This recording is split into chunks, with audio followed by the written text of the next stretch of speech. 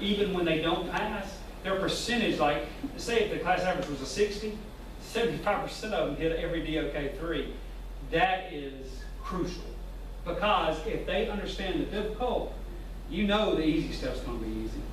Not who wrote the declaration, but who incorporated philosophies from it. They can tell me that before they can tell you who wrote it. And that's what you know we've been working on all year. And so this is my halt time, and it's worked out. You know, you can do this in groups. You can give them a group activity, having them partner. You know, pals. You can do a pals partner because they got readings on here. It adheres to everything we're doing anyway. But the thing is, just come up with this thing, be ready to drill them, and give them enough content and cover several in one. You know, cover several standards in one. In U.S. history, we're going to take probably the first 5 and make one test because it's the low domains percentage-wise, and we can turn that into a nice meaty one and stuff like that. And then we'll go back and review, and make sure. And what I will do is, as soon as I get the results, I'll hit assign weaknesses to the individual kids who didn't make it, and then say, look, you got to this date to get it done, before the milestone. But what I'm saying is just constantly, and it's easy because it's all no print. You ain't got to print nothing. You constantly, if you have an iPad, it's easier on an iPad because you can go around better than your laptop or having them do that. And that's what we constantly do. When you create your test, do you do it as an assessment or an assignment? I do it as assessment. Assessment? Oh, I do it, so I can get that data. Assignment shows the data, but I do even if it's any formative, I want to do assessment because you want that data. You want to see that constant data. Huh? Get better feedback on the assessment? I always do assessments because you can choose different things as far as that. Now, if you want to do let's go to 9th grade lift. Because we can create whole practice tests. Yeah, you can do like stuff like this. You can choose the thing. Now look, you can rank it by test, games, or activity time, and stuff like that. It has a lot of stuff like that. My kids, believe it or not, they'll do the battle royale, and they get in teams, and they can play and believe it or not, they will actually dictate their own. They'll control the game, and it has all. I'm still the administrator and stuff like that. But it's stuff like that. But I love the performance tasks. All right, and it does get simple, but like let's say vocabulary acquisition and use. Look at all the stuff you have to do, and you can preview it before you do it. I can't even say that word. Euphemisms, is that right? Mm-hmm. And they can do all this. Now, if you're on an iPad, think about it. A kid who's kinesthetic, moving that, is that not going to benefit him a little bit more than just clicking it? And just in terms of kinesthetic type of learning.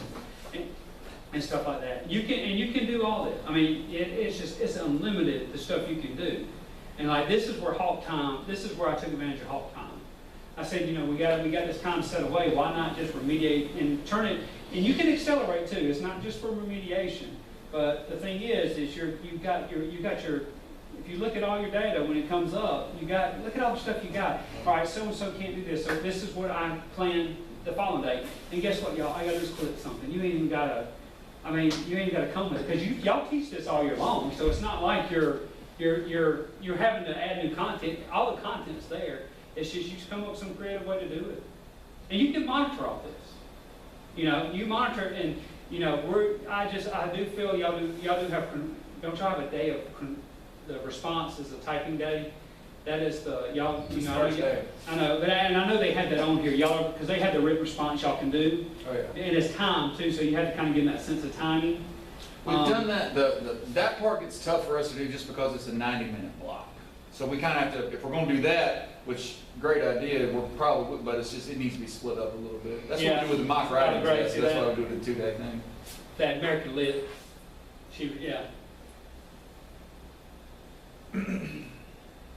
Miss Brantley had to talk about that, right? Mm-hmm. But you can still use it. I know that we can probably get because I requested a free trial of AP Literature, and she got it from me, and I used that for a couple of weeks. And so we can get a free trial right before that. Dr. Gray, did you see where I forwarded you the workshops I did online for USA Test Prep? Yeah. USA Test Prep sends you these things, y'all, and since we needed critiques anyway, I was attending them, and that's where I learned a lot of this. And it's like a 7-minute video. You'd be surprised how much they're like. And they'll say, you're an economics teacher, try doing this or whatever. And that's how I started. I really started grasping, learning a lot of things and stuff like that. And they're just, you do when and you register the workshop, and they'll send you the video. You don't have to attend it. It's all online, and that's where I kind of learned it. But it's the big thing is, and I know y'all go through this, it's the language and the literacy. Our kids are just, the struggle's there. So this is a chance where we just drill it. And you know, I mean, it's not strenuous in terms of, they gotta be doing work anyway. But it's when you give them a goal, and that's what I do with the boot camp. If you get this, you're done. And you'd be surprised, even my worst ones that want to get through it. And seniors, I just, you know, they hear the word zap, and it's over. So I'm lucky on that. My juniors, which we share a lot of the same students, that'll be the challenge. But we have so much content they don't have. I mean, and they're going to get graded too. And I was thinking about for U.S. history, since they're juniors, I could do a total, like you need 1,000 points by the end of the milestone. You know what I mean? Give them a look, so they can do a combination of different things, and there'll still be grades, but total, you know, if you get, you know, this and this and this, and then, you know, offer, you know, that'll be some incentives for that. Me and Terry are going to discuss that, but just figure out your domains, what percentage and what you're worried about. Like if you're concerned, any concerns in this, go first. Do not wait. Don't say, I'll get to it, because I used to do that, and guess what? I'll be there for the milestone. I'm trying to cram in what I was really concerned about. Because if they're good at it, there's no need to harp on it. But also try to do, if you can, and I will help you, I'll do whatever, try to do a big formative assessment. So you can get their weaknesses from the get-go, and you can go and start assigning them, and you're good to go. Like you need a, what is it called when you need a sample size? And they'll create a whole test for you, 25%, like they'll do 25, 50, 75, or 100% of the whole length of the test. They'll create one for you that's based off of how many items do they have about, you know, a proper citation. You know, it's going to mimic the same things for the milestone. But some of my classes don't need me to dwell on anything, so that's where I've collected my data all year, so I can go back and say, and then what I'll do, I'll probably do Friday, is they're going to take an assessment Friday, and I'm going to include what I think is a weakness that they ain't going to know about, just to see what they can do. I won't charge it against them. I'm going to grade out of just the personal finance, but I'm going to throw macro and micro in there, because that was our big struggles, and I'm going to just see, because that'll give you an idea going in. And during spring break, I'm going to make the test. Me and Terry are meeting Thursday and Friday. I'm going to do everything with spring break, because it really is that easy. And you can scroll through each question and choose. You don't have to. It's really, really easy, believe it or not, to do it. I'm going to get everything done, because as soon as Tuesday comes in, they might get a good morning from me. But I told them this business, this is my time of year where I want them to just, I worry about my seniors losing GPAs, and I really get, because one test shouldn't determine it. I mean, it shouldn't, but we don't make the law. So my goal is at the end of the year, when they hand back the scores, I can show you everything I did to either figure out why they didn't do well, or you can give a reason why you did well. That's what I'm able to do, because a lot of people say, well, you know, how do you get 98%? How do you get 88%? This is how I did it, and this is true. This is how I did all that I've done. Yeah, I can't credit. I've taught the material. Don't get me wrong. They wouldn't know half of it. They don't know none of this until you teach it. But the fact that I taught them the way that when they see it, it's all coming back. But the more they see it, and Dr. Gray brought up something I never thought about: test anxiety. He goes against those who do have test anxiety. It's out of the way by the time you do it for 2 weeks. They're over it. You know what I mean? They're pretty much relaxed, and you know. And I believe, and they take it online, so guess what? You're getting a dose of it online, and all that kind of way. But I'll be glad to help any of y'all if you need me to come up with anything. I mean, that's the easy part. But it's just how you want to structure the boot camp.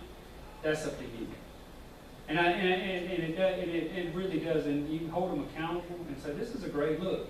And I mean, think about it. 4 zeros or 4 failing grades. What does that do to our daily grades too? That'll kill them. They've got it, and they know that. Well, the ones who are on board with it. Okay. So that's kind of what I wanted him to go over with you on the boot camp. And of course, you'll make this fit to y'all, and y'all seem pretty enough. But I just wrote down, and these are just some notes for me as to why we're doing it. And the biggest thing is it gives us an opportunity to practice the milestone, and we get our assessments by looking at our domains and looking at the ones that you get the most from and making it that way. For English, y'all think 2 weeks or you need longer? As far as a boot camp and just Two to three. 2 to 3 weeks? Okay, got some of y'all. You probably would need a decide. week of just writing and response. Because that's the biggest thing, and for us to be able to, we're gonna need a little time to be able to look at writing. Right. And assess writing, Right. where exactly is going wrong. Right, so look at 2 to 3 weeks out from when y'all give the Which is milestone. what really when we come back, because we're the day after y'all. Oh, okay, Ninth grade is, anyway. right. We're the Okay. day after you, so When do y'all, that's, when is 10th? 11. 11, just 9th and 11th. So Where's 11th 11th, I is- mean, American Lit? I believe I saw something like April 25th or something like So that. y'all, you got a little breathing room? There's a little bit of that, but we're like what are you? I'm first day back. Yeah. April 22nd. that Yeah, or day. 23rd, Come back for the 24th. Weekend, and then now, US history is May 1st, so right now it's all about e-com, we're wrapping up US history when we get back, and then me and Terry are gonna push it, but you gotta remember, and, you know, I think in the schedule's kind of out of whack during milestones, so we Yeah, have just a a little different schedule, you might not see your kids all day, so that's one thing I do love about this, they can do this from home. Well, and this, along with that, I was gonna say, you know, I've always struggled for grades around this time of year, and this This is a this wonderful actually way. helps. And the This thing is, great, and thing is, everything's y'all, this is centered around. like, one thing, today, science was wonderful. My group was, you know, we've been using it kind of, you know, not full swing like I have, but me and Terry have been just killing it. But like, it's been real receptive here. When I did this at Baldwin, they laughed at me. They was like, we just don't have time. So I said, all right. And then when things started getting good for me test-wise, everybody was like, what are you doing? I was like, well, I tried to show you. Yeah. And stuff like that. But y'all, this is a really good thing for just like, I'm telling you, Hawk Time, this is a given for Hawk Time. Even if you didn't have technology, because that might be the biggest barrier we would have, but think about it. You could still do a game in groups and control it from the computer and stuff like that, or give them that word jumble and stuff like that. It's the little things that reach my lower levels that make a difference in USA Test Prep, because they're not scared of it. That's why I never introduce any of my tests with a passage to read, because my lower levels are going to say, I ain't doing it. I mean, they won't, they literally won't. So I always start off what I call, it's very simple, and I go to cognitive later on. I develop it as we go, because it's the good with our honors and our kids that work at it, they're going to get it. We don't have to worry, we have to keep them interested. It's the lower level babies that really want it, not the ones who, you know, but the ones who really are trying, because I got a few that they give me everything they got. So this is how I can show that they're learning. Even if they fail the milestone, but I can say, Dr. Gray, look at what he was able to accomplish off a 400 Lexile score. I had a kid at Baldwin my last year there, 800 Lexile senior. So you imagine what that's like. I had a classroom where 900 was my highest Lexile. I had an 88% pass rate out of that class. I had all of my 400 levels score 80 or above. And you talk, and they were, you know, and then I had one kid who was dyslexic. He had, I don't even think he registered on the Lexile, made a 72. And they were like, well, why didn't he? Because that was keeping me from getting an A. I said, I'm sorry, 72, can't read, that's teaching. I said, and I taught him, you know, I taught him hello cartoons. I made him associate when he saw symbols like this, or he heard me say that, it meant this, because he could not read, and he just slept through the system. But a 72, it ain't distinguished, but I'll take it in this business, because he really, really wanted it. And guess what we did? We got on USA Test Prep when we found picture games and stuff. This is wonderful special ed, believe it or not. Because they can do that kinesthetic. If they can touch it, they'll do it too.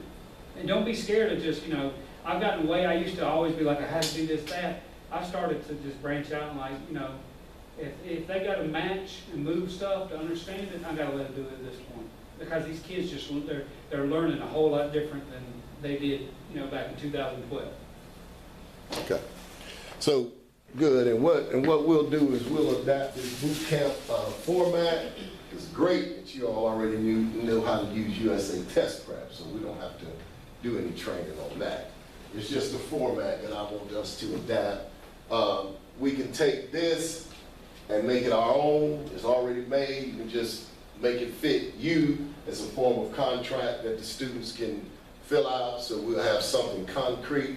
And I'll do the same. If they're not doing it, we'll zap them, we'll get the parents. That's how we as a support can make these kids take this thing seriously. And, And I put the standard on there, as y'all can see. Now granted, I know some of y'all standards are ridiculous, but it's a checklist for the kid too, and a checklist for me. And I still, believe it or not, I still have to go back and look at the standard. Did I hit that? Did I do that? It just changed from GSE a couple years ago. So I put the standards, now granted, I don't have many compared to y'all, so at your discretion. But you know what? I want the kids to be able to see it. All right, as we go through it, all right, can you define scarcity? Do they show me that via my testing? Can they define and give examples of productive? And you can see define is very simple, basic, be okay. But can they, and stuff like that. So that's what I do. It's like a checklist for them. But the big thing is to let them know that that this will be completed bottom line. And it will, and this is, and the big thing is, especially if y'all have required grades at Baldwin, you didn't matter what we could have 4 grades and they didn't care.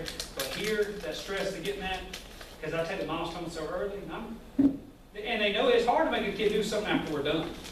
And remember, seniors leave, May 10th? I lose them May 10th. And so that's what I kind of do. And like I said, this is my first year doing a wake-up. All I wanted to end up being successful. Now, granted, I had to do everything on my own. Baldwin, there was no administration whatsoever. But my kids, I just looked up, and the kids knew I cared. And so, we work on that. But and like if y'all need help, let me know. I'll help you make them.